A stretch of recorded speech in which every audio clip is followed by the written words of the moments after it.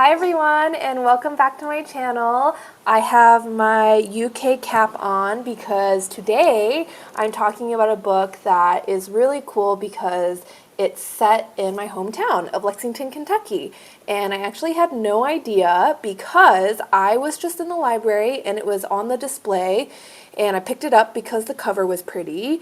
And when I started reading it, I realized that a lot of this book actually takes place in historical mid-1850s to late 19th century Lexington, Kentucky. So if you're from Lexington, you maybe already know what book I'm even talking about, but of course, it's Horse by Geraldine Brooks. And I was really so tickled to just stumble across this in Singapore at the public library. So I thought in today's video I would give you a bit of an overview of the premise and the story of the book, and then kind of my own connections or reflections to it and how it resonated with me as someone who grew up and was born in Lexington. And finally, a couple of critical thoughts, would I recommend it, and maybe a couple of things that didn't work so well for me. So first, to just give you a bit of an intro to the book, it is a book that hops around from different time periods, and we're following a few different storylines and a few different characters. I would say at most up to 3 different ones at the same time.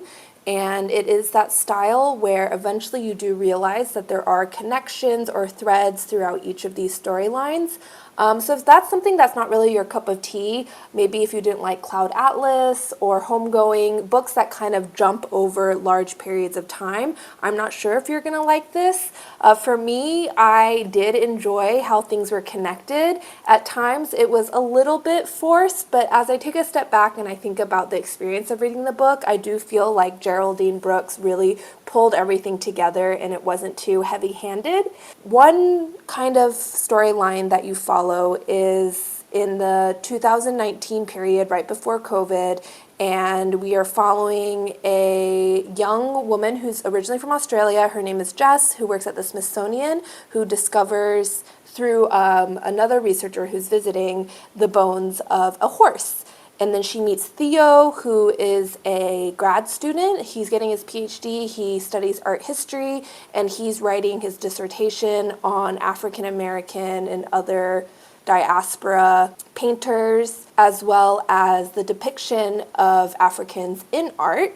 And so he actually finds a painting of a horse that his neighbor has thrown out onto the curb, trying to get rid of. So that's kind of the contemporary storyline, is you follow Jess as she's learning more about this horse skeleton, and Theo is also diving deeper into equestrian art as well as a black jockey who's depicted in a painting. Then we also go back to the 1850s and we follow a horse groom. His name is Jarrett, and he is working for his father, Harry Lewis, on the farm of Dr. Warfield. And Dr. Warfield is a real historical figure. He is the father of Mary Jane Warfield, who married Cassius Marcellus Clay, who is a very well-known Southern abolitionist, also known for fighting in the Mexican War and also being somewhat of a playboy. But he's really depicted in this piece of fiction as an abolitionist, someone who has more radical ideas. He is also the second cousin of Henry Clay, who is probably the most famous Clay, ran for president 3 times and never succeeded.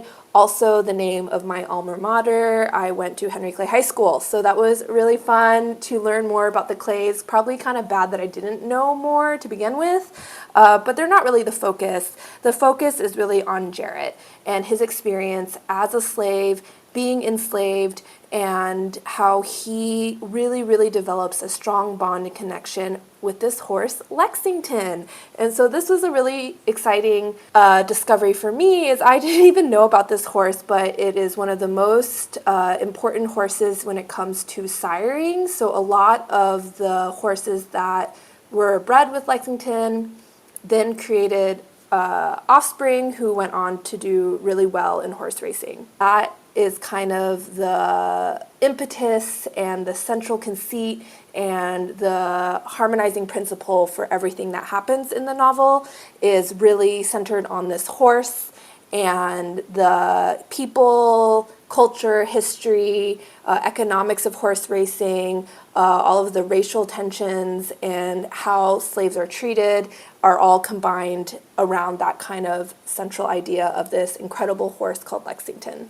So in the historical timeline, you follow Jarrett's journey, the obstacles he faces. I think Geraldine Brooks does do a good job of depicting the conditions that Black Americans faced and really trying to breathe life into that story. It was super interesting to learn later how integral African Americans are to the entire industry of training, breeding, racing horses. And once segregation started happening, they kind of got cut out of that industry completely. So obviously slavery is horrendous and horrible, but as slaves, actually Black Americans and African Americans made such a great contribution to the whole industry and horse racing in general, and that's kind of just brushed over and disappears once horse racing moves into the 20th century and becomes a much more elite and privileged spectator sport. I'm pretty sure this is historically accurate. Geraldine Brooks talks about doing a lot of research and also visiting the International Museum of the Horse, where Lexington's skeleton is today. So I do think that she did a good job of trying to paint that picture. And to me, the strongest part of this book was the storyline from the 1850s.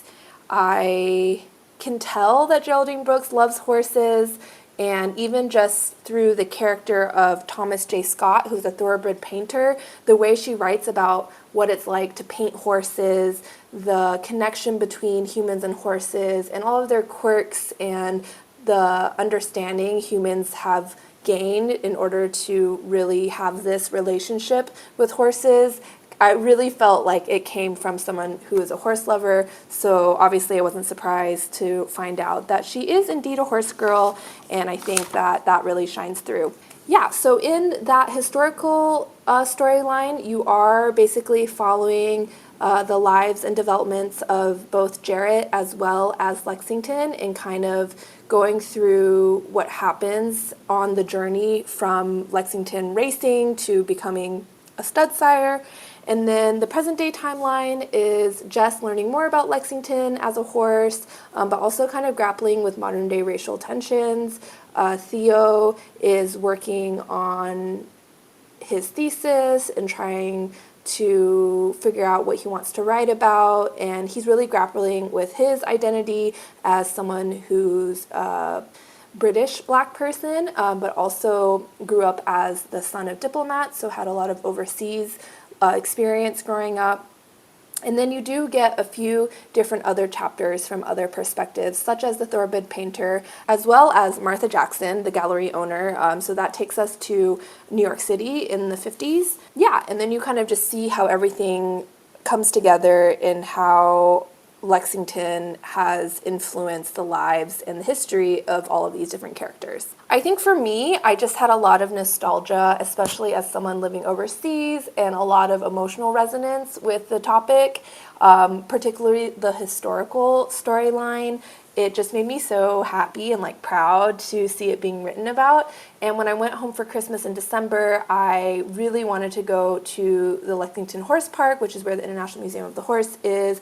And it was kind of funny because I know Geraldine Brooks went there, and then I could see almost, I think there was even a display literally on African American horse grooms. So I feel like I wouldn't go so far to say that like that inspired the whole book, but there were definitely like actual parts of displays or figures mentioned in the museum that are directly in this book. So I can definitely, it was kind of cool to like trace the direct influence of her visit to the museum to what actually ends up in this book. But the best part was seeing Lexington's skeleton. It was actually in the Smithsonian before it got moved back to Lexington, Kentucky to be on display.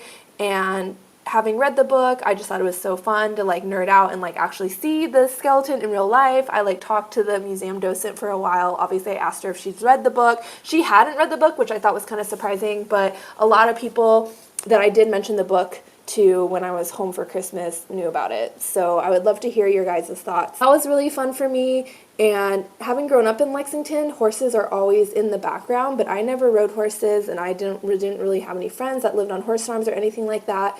But ever since moving overseas, I do feel like a stronger connection to identifying as a Kentuckian and really loving like Lexington in particular. So I feel like the book held a lot of sentimental value for me just from that. There are a few things that didn't work for me. I thought the modern storyline was a little bit forced, especially the romance that happens, and also there is a pretty upsetting event that occurs later in the book that just kind of made me feel like Geraldine Brooks was maybe jamming too much stuff into this. On the one hand, I do like having multiple storylines and you're really trying to build something epic and you're really trying to point out that things that we experience today do have connections to the past, and I am a fan of that. I think maybe having just that alternative history or that more authentic history of what it was like to live in Lexington, Kentucky as an enslaved person would have been enough, and then also trying to jam in like modern day social justice as well as the social dynamics of the mid 20th century. It was just kind of a lot, and I'm not sure that either maybe the book needed to be longer or to have a little bit more to it in order to fully flesh out all of that. So I do think that's kind of one area where maybe it suffered a little bit. I also saw some reviews on Goodreads that were talking about how Geraldine Brooks is a white woman writing about racial tensions and also retelling this history of Black people in Kentucky and other parts of the South. Oh yeah, because Jared also goes to New Orleans. It is not treated well. And it wasn't so much that she shouldn't be able to write about those topics, but more that her depiction of certain like white female characters in the book was a little bit not true to reality and maybe a little bit like sugar-coated.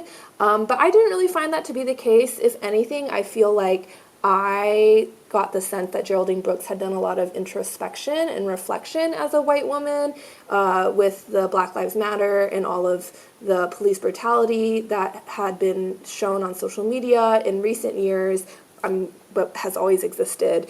And I feel like she tried to depict in her white female characters such as Jess, as well as Martha, as well as the other woman that comes over to do research, who's also a white woman, I feel like she tried to have nuance in kind of where their blind spots were and where there was still a lot of learning for them to do. And I feel like I didn't really sense any like white savior vibes. If anything, I feel like she was kind of showing their flaws still. And I kind of feel like that might have been part of her project or part of her effort as a white woman, is to show how there are still a lot of gaps and still a lot of improvement to be made. And I feel like there are some difficult conversations that happen between the characters in the modern storyline that kind of hint at that as well, or that really bring that to full force. Yeah, but on the whole, I think the writing is beautiful. This is my first Geraldine Brooks. I know she's won the Pulitzer Prize, but the writing is just absolutely economic, no wasted words, very vivid. And I think her characterization and the way that she's especially able to embody those historical characters is really such a strong suit. I think on the contemporary side, it was a little bit hit or miss, although I do feel like they were pretty well-rounded characters, but especially the historical parts of this book I thought were just such a treat and really lovely to read.